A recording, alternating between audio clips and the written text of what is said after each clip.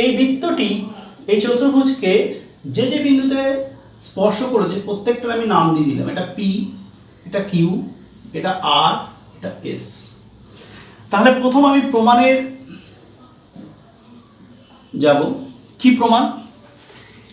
আমরা বৃত্তের স্পর্শক সংক্রান্ত চ্যাপ্টার দ্বিতীয় উপপাদ্যে যেটা পেয়েছিলাম যে বহিস্থ একটা বিন্দু থেকে যে দুটো স্পর্শক অঙ্কন করা যাবে বৃত্তের উপরে তারা পরস্পর সমান।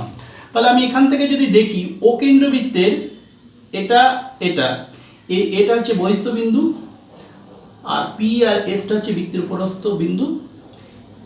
এপি আর এএস দুটি স্পর্শক। তাহলে সেই অনুসারে এপি ইকুয়ালস টু এএস লেখা যাবে, কারণ এ হচ্ছে বহিস্থ বিন্দু, এখান থেকে আমি দুটো স্পর্শক এপি টেনেছি, এএস টেনেছি, এরা পরস্পর সমান। এটা এক নাম্বার পেলাম।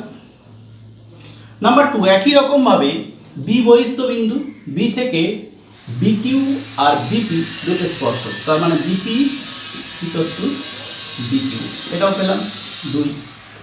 নাম্বার 3, সি বহিস্থ বিন্দু, তাহলে সি থেকে সিকিউ সিআর দুটো স্পর্শক, তাহলে সিকিউ ইকুয়ালস টু সিআর, এটা নাম্বার 3। নাম্বার 4, ডি বহিস্থ বিন্দু, ডি থেকে ডিআর ডিএস দুটো স্পর্শক, তাহলে ডিআর ইকুয়ালস টু ডিএস, এটা 4। এখন আমার লেফট হ্যান্ড সাইডে যেটা বিষয়বস্তু আছে একটু ভালো করে যদি আমরা দেখি কি আছে, এবি প্লাস সিডি। আমি লেফট হ্যান্ড সাইড থেকে রাইট হ্যান্ড সাইডে যাব। তাহলে এবি বাহুটা মানে এবি মানে এটা, এখানে আমি কি লিখতে পারি, এপি প্লাস পিবি। কি লিখতে পারবো এপির জায়গায়, এপি প্লাস পিবি। সিডি বাহুর জায়গায় আমি কি লিখতে পারবো, সিডিটা এটা, তাহলে CR plus CR plus DR, এটা আমি লিখতে পারি। এখন এই এপি জায়গাগুলো আমরা প্রতিস্থাপন করব। এপি মানে কি পেয়েছি আমরা, এএস পেয়েছি, তাহলে এপির জায়গায় এএস বসাবো। বিপি পেয়েছি, বিপি পেয়েছি এটা, বিপির জায়গায় আমি কি বসাবো, বিকিউ বসাবো। সিআর পেয়েছি, সিআর এটা, সিআর এর জায়গায় আমি কি বসাবো, সিকিউ বসাবো। আর ডিআর পেয়েছি, ডিআর এর জায়গায় ডিএস বসাবো। এবার একটু পর্যবেক্ষণ করলে তাহলে এখানে লিখতে হবে এডি প্লাস বিকিউ, বিকিউ মানে এটা আর সিকিউ মানে এটা, তাহলে মানে পাবো বিসি পাবো। তাহলে আমরা কি পেয়ে গেলাম, আর এস প্রুভ হয়ে গেল। তাহলে এই প্রয়োগটা স্পর্শক সংক্রান্ত চ্যাপ্টার মধ্যে সব থেকে ইম্পর্টেন্ট। তো আমি এইভাবে প্রমাণটা উপস্থাপন করলাম, তোমরা এটা ভালো করে দেখে নিও। আমি যে সেকেন্ড এক্সারসাইজটা যেতে চাইছি সেটা হচ্ছে সদৃশ্যতা। এখানে একটা উপপাদ্য আছে সিলেবাসে অন্তর্ভুক্ত এবং সেটা আমাদের করতে হবে। তাহলে টোটাল আমি সেকেন্ড সামেটিভে 4টে উপপাদ্য পাবো, যেখান থেকে আমার 2টো পরীক্ষায় আসবে এবং একটি করতে হবে। সেখান একটি আমাকে করতে হবে, তার মধ্যে এই 3টে হয়ে গেছে।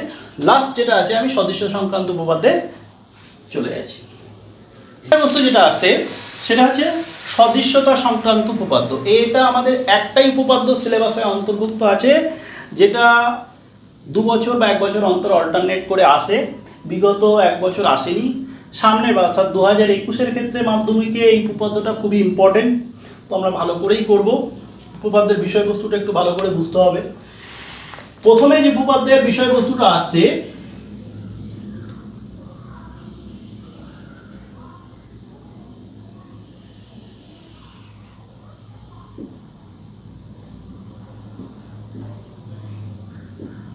প্রত্যেকটা উপপাদ্য বোঝানোর আগে আমি উপপাদ্যের ছবিটা আঁকি যাতে উপপাদ্যের বিষয়বস্তুটা আরো ক্লিয়ার হয়।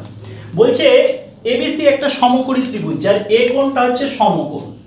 আমি এইভাবে আঁকি সমকোণ, আমরা সাধারণত এরকম ভাবে আঁকি, আমি প্রমাণের সুবিধার্থে এরকম ভাবে এঁকেছি। এ কোণটা এখানে বলছে এ হচ্ছে সমকোণ, তাহলে এ সমকোণ হয় সমকৌণিক বিন্দু। বলছে এই সমকৌণিক বিন্দু থেকে এই বিসি অতিভুজের উপর আমি যদি লম্ব টানি তাহলে দেখবে দুটো ত্রিভুজ উৎপন্ন হয়েছে। এই লম্বটা যদি ডি হয় এই দুটো ত্রিভুজ। প্রমাণের বিষয়বস্তু হচ্ছে এই দুটো ত্রিভুজ, এই ছোট ত্রিভুজটা বড় ত্রিভুজের সাথে সদৃশ, আবার এই ত্রিভুজটাও বড় ত্রিভুজের সাথে সদৃশ, আবার এই দুটো ত্রিভুজ পরস্পরের সাথে সদৃশ। তো সদৃশ হওয়ার শর্ত কি, মানে দুটো ত্রিভুজ সদৃশ হয় কখন, যখন তাদের প্রত্যেকটি কোণ যদি আমি সমান দেখাতে পারি। মানে এই ছোট ত্রিভুজের প্রতিটা কোণের সাথে বড় ত্রিভুজের অনুরূপ কোণগুলো যদি সমান দেখাতে পারি, বা এই ত্রিভুজটার সাথেও বড় ত্রিভুজটা সমান দেখাতে পারি, তাহলে এই ছোট দুটো ত্রিভুজও পরস্পরের সঙ্গে সদৃশ হবে। এই হচ্ছে উপপাদ্যের বিষয়বস্তু। উপপাদ্যের বিষয়বস্তুটা তাহলে আমাকে প্রথম থেকে ক্লিয়ার করতে হবে। উপপাদ্যের স্টেটমেন্টটা খুব ইম্পর্টেন্ট। কি উপপাদ্যের স্টেটমেন্টটা আছে, যে কোনো সমকোণী ত্রিভুজের সমকোণী বিন্দু থেকে অতিভুজের উপরে যদি লম্ব টানি, তারা যে দুটো ত্রিভুজ উৎপন্ন করে সেটা বড় ত্রিভুজের সাথে সদৃশ এবং তারা পরস্পরের সাথেও সদৃশ, সেটা আমাকে প্রমাণ করতে হবে। তাহলে প্রমাণের বিষয়বস্তু হচ্ছে যে তিনটে ত্রিভুজ উৎপন্ন হচ্ছে, অর্থাৎ এবিডি সদৃশ, এবিডি সদৃশ হচ্ছে এবিসি। নাম্বার 2, এডিসি সদৃশ হচ্ছে, কথায় লিখুন তাহলে সুবিধা হবে,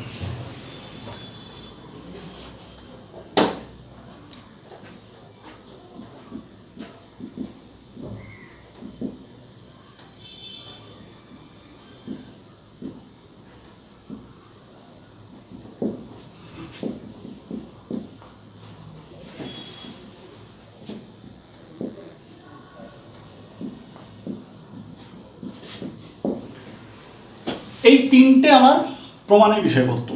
কিন্তু বিগত 2019 বা 2018-তে সম্ভবত এই লাস্ট প্রমাণটা এসেছিল, মানে এই ছোট দুটো ত্রিভুজ পরস্পর সদৃশ প্রমাণ করতে হবে। সেক্ষেত্রেও কিন্তু প্রথম দুটো ত্রিভুজ সদৃশ প্রমাণ করে আমার তিন নাম্বারটা আসতে হবে। তাহলে সেটা কি করে আসবো, আমি ভালো করে বুঝতে হবে যে এইটা সমকোণ, আর এটা যদি আমি এর উপরে লম্ব টানি, মানে এডি যদি লম্ব হয় বিসি, এডিটা লম্ব বিসি, তার মানে এটাও 90 ডিগ্রি, এটাও 90 ডিগ্রি। তাহলে এই কোণটা প্রত্যেকটাই 90 ডিগ্রি, মানে সমকোণ। তাহলে মানে এটার সাথে এই বড় ত্রিভুজটা বড় কোণ সমকোণ। তাহলে প্রথমে আমি 1 নম্বর প্রমাণের বিষয়বস্তু আসছি। ত্রিভুজ এবিডি ও ত্রিভুজ এডি এবিসি এর কি পেলাম, বলছে এই বড়, এটা বড়, প্রথমে এ বিডি বলেছি, এ বিডি বলেছি, তার মানে ডি কোণটা অর্থাৎ এ ডি বি কোণ equals to B A C কোণ, এটা 90 ডিগ্রি। এটা আমি প্রমাণ করতে পেলাম। আর নাম্বার 2, এই বি কোণটা বড় ত্রিভুজটারও কোণ, ছোট ত্রিভুজটারও কোণ। তাহলে আমি লিখতে পারবো যে B A D B A কোণ equals to A B C কোণ, একই কোণ। তাহলে অবশিষ্ট কোণটা পড়ে আছে এটা। এই অবশিষ্ট কোণটা ছোট ত্রিভুজের আর বড় ত্রিভুজের এই অবশিষ্ট কোণটা সমান। কেন সমান? কারণ এটাও সমকোণী ত্রিভুজ, এটাও সমকোণী ত্রিভুজ। তাহলে সমকোণী ত্রিভুজের এই দুটো কোণ যদি সমকোণ হয়, তাহলে এই দুটো কোণের সমষ্টি আমি এটাকে লিখতে পারি, এটা x, এটা y, আর এটা p, এটা q।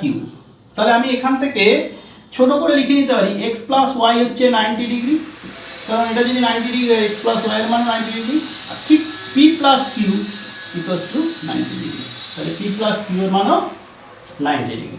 আবার আমরা জানি, দেখো এখানে y কোণ আর p কোণ, তাহলে y plus p equals to 90 degree. এই y প্লাস p যদি 90 হয়, তাহলে আমি এখান থেকে কি পাবো,